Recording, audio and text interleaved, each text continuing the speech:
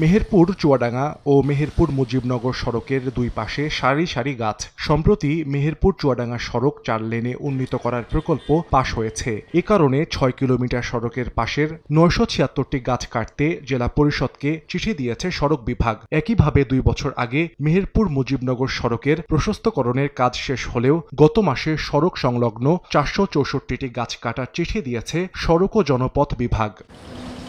এ খবরে ক্ষুব্ধ এলাকাবাসী। তাদের অভিযোগ, মেহেরপুরের গ্রীষ্মকালের তাপমাত্রা প্রতি বছর বাড়লেও বাড়েনি বনায়ন। এর আগেও এ ধরনের প্রকল্পে গাছ কাটা হলেও আর লাগানো হয়নি। ঝড়ঝাপটা থেকে সব থেকে রোদবেলা থেকে বাতাস দেয়নি, এই গাছগুলো খুবই মানুষের উপকার। ডালপালাগুলো একটু বড় হয়, একটু কাটতে পারে, কিন্তু গাছটা যেন না কাটা হয়। সরকার কাটতে পারে, কিন্তু প্রয়োজনে আবার গাছ লাগাইতে হবে। একটা গাছও লাগাইছেন, একটা গাছও লাগানো আমরা কোনো ব্যবস্থা দেখছি না। প্রকল্পের নামে গাছ কাটার আগে নতুন গাছ লাগানোর পরিকল্পনা করার দাবি পরিবেশবিদদের। আর বন বিভাগ বলছে, নতুন করে সড়কের পাশে গাছ লাগানোর অনুমতি নেই তাদের।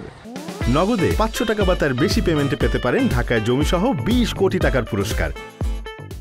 যে গাছগুলো কাটা হয়েছে আমরা দেখি না, 15 বছরের যে গাছ কাটা হয়েছে সে গাছগুলোকে আবার নতুন করে রোপণ করা হয়েছে। নিশ্চয়তা থাকতে হবে যে রিপ্লেস করা হবে, এইটা মুসলেকা হোক। সড়ক বিভাগ বলেছে যে সম্প্রসারণের কাজের পরে প্রকল্পের সাথে তারাই বৃক্ষরোপণ করবে।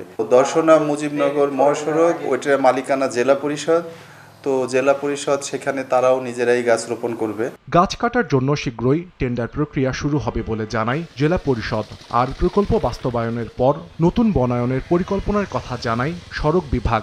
অত্র দপ্তরের সার্ভেয়ারকে একটা পত্র দেওয়া হয়, যে গাছগুলা মার্কিং করে একটা তালিকা প্রস্তুত করে প্রতিবেদন দাখিলের জন্য তাকে বলা হয়েছে, যেটা আমরা পাওয়ার পর আমরা বন বিভাগকে অবহিত করব। পরিকল্পনা অনুযায়ী গাছগুলো লাগানো হয়নি, তবে আমরা আসলে মূলত হচ্ছে যে ওই সড়ক সম্প্রসারণের জন্য হচ্ছে গাছগুলো আমরা সরাতে চাচ্ছি, এবং সড়ক সম্প্রসারণ হয়ে গেলে আমরা হচ্ছে যে আবার ওখানে বনায়ন করে দেব। বন বিভাগের তথ্য মতে গত 10 বছরে মেহেরপুর জেলায় বিভিন্ন সড়কে সরকারিভাবে 14,000 গাছ কাটা হয়েছে। সময় সংবাদ, মেহেরপুর।